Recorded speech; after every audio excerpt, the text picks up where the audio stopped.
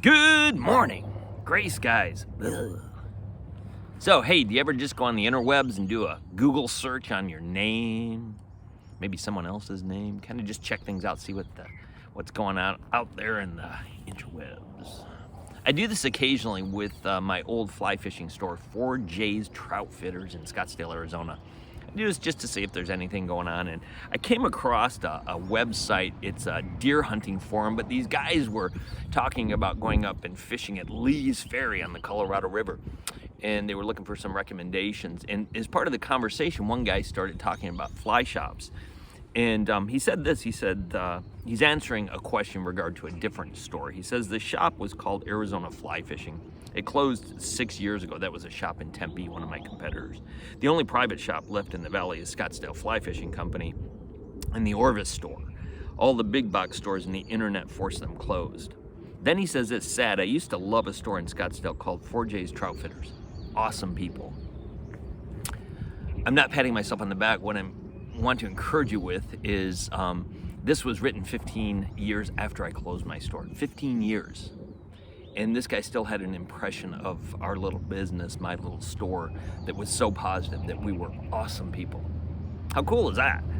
I mean, it makes me feel just great, because truthfully, those were probably 6 of the best years of my life. I absolutely loved that business. I can't even tell you. Because every time someone came in, they were happy. They were gonna go fishing. They were gonna buy fishing equipment. I can very rarely think of a time when anyone was upset, anyone was angry. And if they were, when they left, they were happy.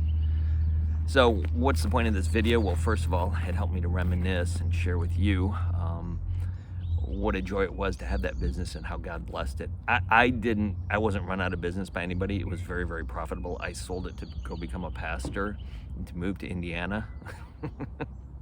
I wonder about that decision often, but anyways, here we are. But really what I wanted to do is encourage you that you are impressing people each and every day of your life. And sometimes those impressions are very long lasting.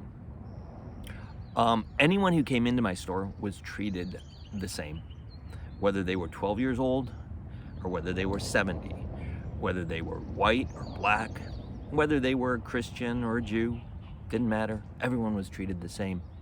And apparently it showed, because this guy has fond remembrances. My friends, let us think about that in our interactions, our day-to-day interactions, those short-term interactions, and then the longer-term interactions. You're impacting people constantly by the manner in which you live your life. Let us live as Christians. Let us be kind and loving and caring.